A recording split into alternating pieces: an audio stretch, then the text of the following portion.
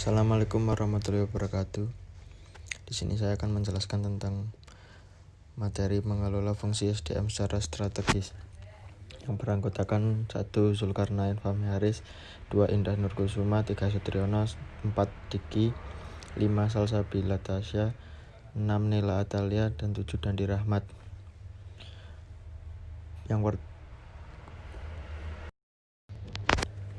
Yang pertama, pengertian. Praktik MSDM membantu perusahaan mencapai keunggulan bersaing.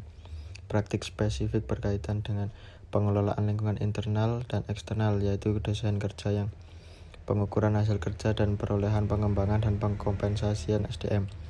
Fungsi SDM tidak hanya sebagai fungsi administrasi saja, namun secara mayoritas eksekutif SDM juga menjalankan fungsi yang jauh lebih strategis.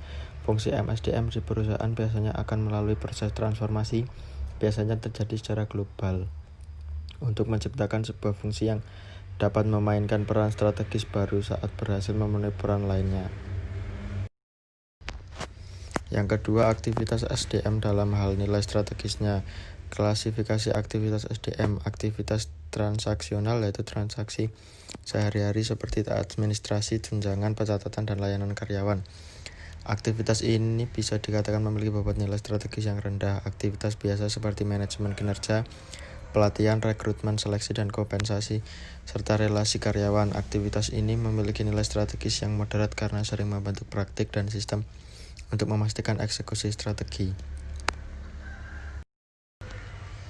Yang ketiga, kategori aktivitas MSDM dan presentasi waktu aktivitasnya. Yang pertama, transaksional 5-15%, yang kedua tradisional 15-30%, dan yang ketiga transformasional 65-70%.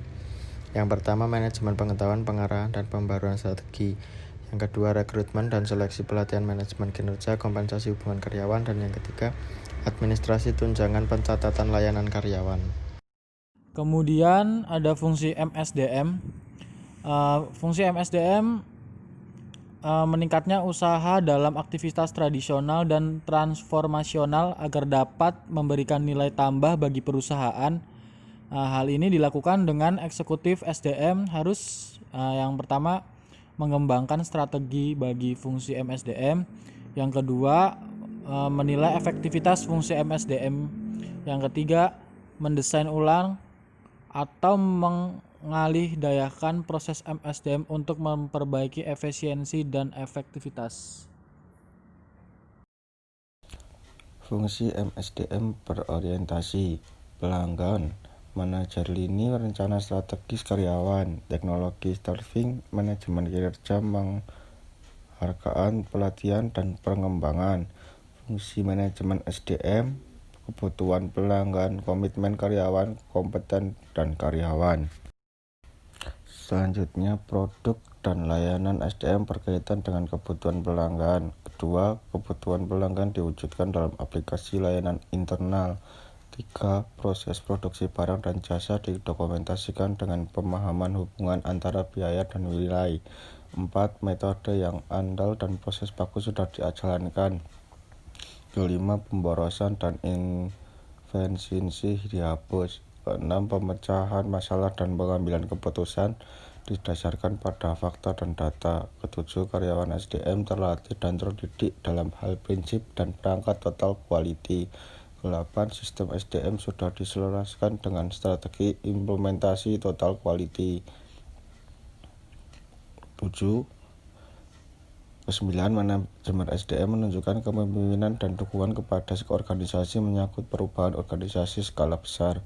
Dan terakhir, profesional SDM bertindak sebagai rekan strategi dalam pengelolaan bisnis dan implementasi prinsip-prinsip total quality. Proses dasar dari strategi SDM. 1. Mengambil lingkungan luar. 2. Mengenali isu bisnis strategi. 3. Mengenali isu manusia. 4. Mengembangkan strategi. 5. Mengkomunikasikan strategi SDM.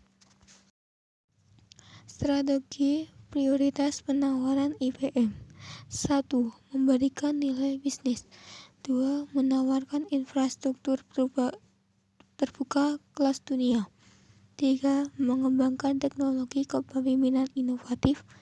4. Menggali peluang pertumbuhan yang menguntungkan. 5. Menciptakan kepemimpinan mereka dan pengalaman pelanggan superior. 6. Melatih, memotivasi, dan mempertahankan talenta terbaik di industri kami.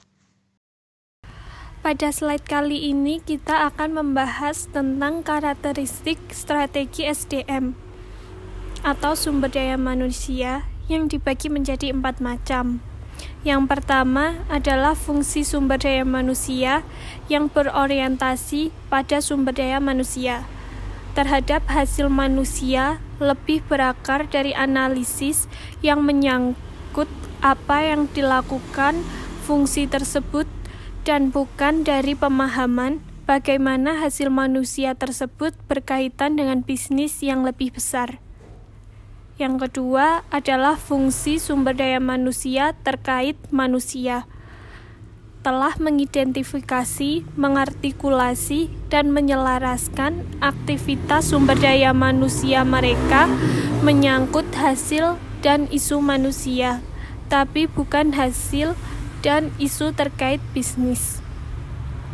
Yang ketiga adalah fungsi sumber daya manusia terkait bisnis, mulai dengan penilaian apa yang dilakukan SDM atau dikerjakan sumber daya manusia, lalu mengidentifikasi hasil manusia yang harus menjadi fokus dan bagaimana hal tersebut dapat diterjemahkan menjadi hasil bisnis yang positif.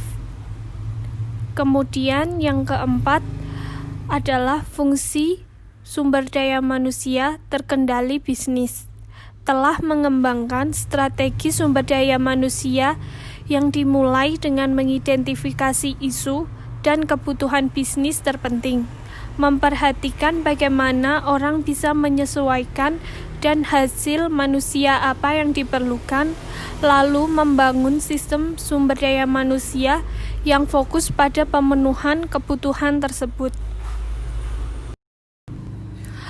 Pada slide kali ini, kita akan membahas tentang keuntungan dari pengukuran efektivitas fungsi manajemen sumber daya manusia yang dibagi menjadi 2.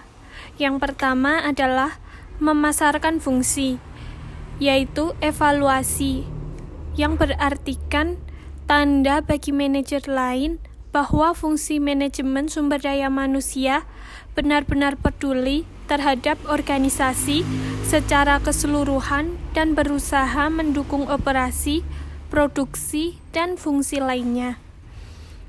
Informasi menyangkut penghematan biaya dan tunjangan sangat berguna untuk membuktikan kepada pelanggan internal bahwa praktik manajemen sumber daya manusia memang memiliki kontribusi terhadap bottom line. Informasi ini berguna bagi pencapaian bisnis lain bagi fungsi manajemen sumber daya manusia. Yang kedua adalah memberikan akuntabilitas, yaitu evaluasi membantu penentuan apakah fungsi manajemen sumber daya manusia memenuhi tujuannya serta apakah penggunaan anggaran sudah efektif. Pendekatan bagi evaluasi efektivitas. Yang pertama, ada pendekatan audit. Pendekatan audit adalah tipe penilaian efektivitas manajemen sumber daya manusia yang melibatkan kajian keputusan pelanggan atau indikator kunci seperti tingkat turnover atau rata hari untuk mengisi suatu posisi. Terkait dengan bidang fungsional manajemen sumber daya manusia seperti rekrutmen atau pelatihan. Yang kedua, ada pendekatan analisis. Pendekatan analisis adalah pendekatan tipe penilaian efektivitas manajemen sumber daya manusia yang melibatkan penentuan dampak dari atau biaya dan manfaat finansial dari suatu program atau praktik. Pendekatan analisis sendiri berfokus pada yang pertama ada penentuan apakah pengenalan program atau praktik seperti program pelatihan atau sistem kompensasi baru memang memiliki pengaruh sesuai dengan yang diinginkan atau estimasi keuntungan dan kerugian finansial yang diakibatkan oleh praktik manajemen sumber daya manusia. Memperbaiki efektivitas manajemen sumber daya manusia. Yang pertama, ada restrukturisasi untuk memperbaiki efektivitas manajemen sumber daya manusia. Fungsi manajemen sumber daya manusia tradisional disusun menjadi subfungsional dasar seperti pengangkatan staf, pelatihan, kompensasi, penilaian, dan hubungan buruh.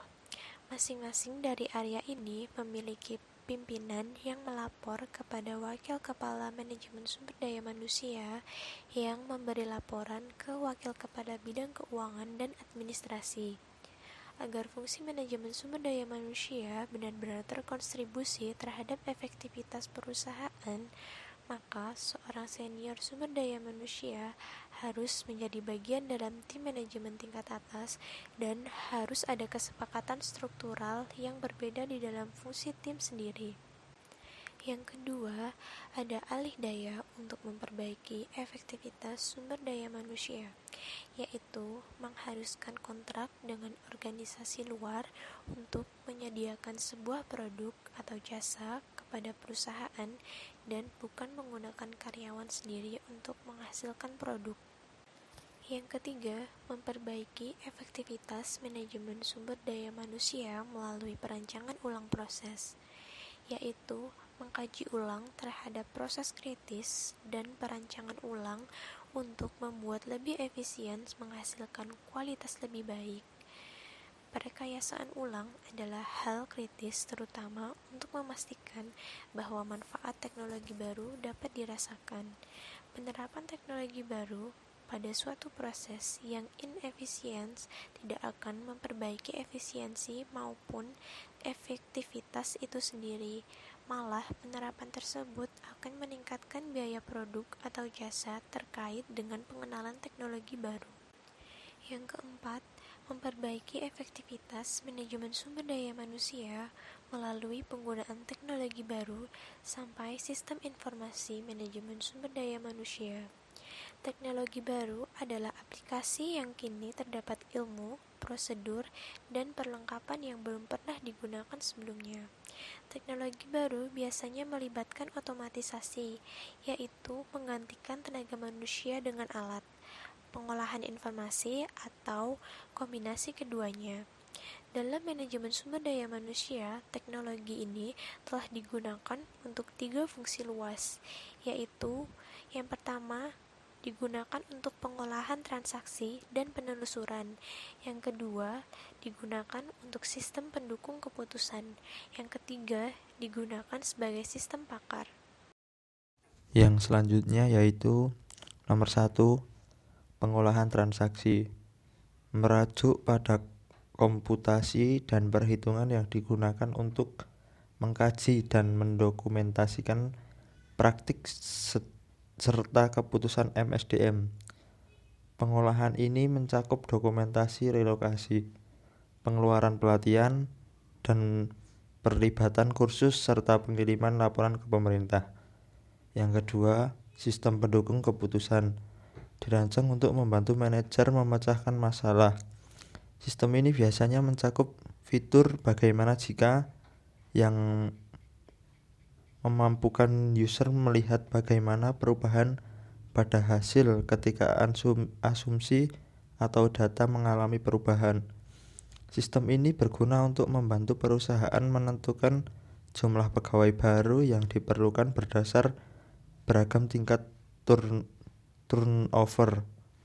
Dan yang terakhir atau yang ketiga, sistem pakar adalah sistem komputer yang memasukkan perilaku aturan keputusan manusia yang memiliki kepakaran di bidang tertentu. Sistem ini merekomendasikan tindakan yang sebaiknya dilakukan user berdasarkan informasi yang diberikan. Mungkin baru itu saja yang dapat kelompok kami sampaikan. Kurang lebihnya mohon maaf. Wassalamualaikum warahmatullahi wabarakatuh.